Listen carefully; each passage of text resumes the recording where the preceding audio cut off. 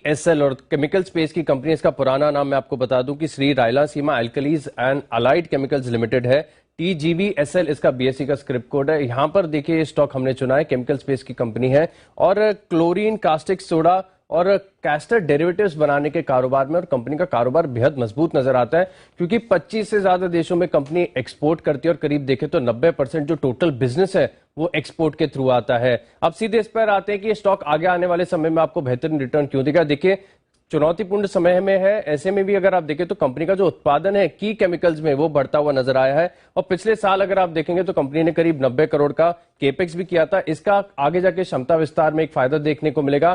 Company की क्षमता बढ़ेगी, प्रोडक्शन बढ़ेगा तो टॉप लाइन में भी आपको ग्रोथ देखने को मिलेगी। साथ ही अगर आप देखें तो कंपनी एक खास केमिकल बनाती है जिसे कहते हैं मर्क्यूरी फ्री कास्टिक। इसके उत्पादन में कंपनी अपने आप में एक बड़ा नाम है और मेजर दिग्गज FMCG कंपनी जो है इनसे ये रॉ मटेरियल सोर्स करती है जिसका इस्तेमाल जो है साबुन या फिर सोप बनाने के काम में आता है। देखिए थोड़े दिन पहले हमने एक खबर भी देखी थी कि चीन से और कोरिया से जो कास्टिक सोडा इंपोर्ट हो रहा है इस पे जो इंपोर्ट ड्यूटी लगती है इसे 3 महीने के लिए फर्दर एक्सटेंड कर दिया गया है। तो ये पूरे सेक्टर के लिए अगर आप देखेंगे तो काफी ज्यादा इंप्रेसिव माना जाएगा। यहाँ से और भी आपको देखेंगे कि कंपनी जो है उन्हें फायदा होते हुए नजर आएगा और पिछले 5 साल में अगर आप देखें तो प्रमोटर का भी जो भरोसा है कंपनी पर काफी ज्यादा बढ़ते हुए नजर आया क्योंकि पिछले 5 साल में करीब 13.3% जो प्रमोटर की हिस्सेदारी है वो बढ़ती हुई नजर आ रही है। देखिए ऑपरेशंस बहुत बढ़िया है, बिजनेस बहुत बढ़िया है, केमिकल स्पेस की कंपनी है। शानदार बात यह है कि अगर आप इनके वैल्यूएशंस देखें तो वो बहुत कंफर्टेबल और बहुत बढ़िया नजर आ रहे हैं क्योंकि कंपनी का साइज फिलहाल बहुत छोटा है, केवल 267 करोड़ की कंपनी है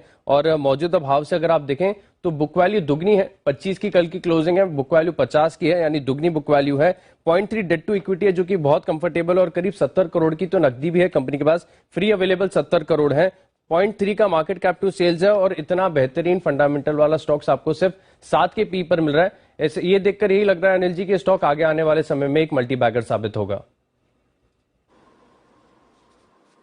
ओके, तो ये एक बेहतरीन केमिकल स्पेस की कंपनियों में काफी स्टॉक्स ऐसे हैं जिनकी री रेटिंग हो चुकी है, लेकिन अभी भी कई सारी ऐसी कंपनियां हैं जिन पर लोगों की नजर कम पड़ी है और जहां पर खास तौर से आगे चलते हुए ग्रोथ प्रोस्पेक्ट्स हैं। 2-3 चीजें काफी अच्छी इस कंपनी के बारे में। एक तो जैसा कि अभी आशीष बता रहे हैं कि वैल्यूएशंस बड़े आकर्षक हैं, अच्छे वैल्यूएशंस पर ट्रेड कर रहा है। 8 रुपए की EPS कंपनी अगले साल दर्ज करेगी और 11 रुपए की कैश EPS। आप सोचिए 8 रुपए की EPS वाला स्टॉक मुश्किल से 3-4 के मल्टीपल पर आपको मिलता हुआ दिख रहा है, तो वो एक सबसे बढ़िया चीज है।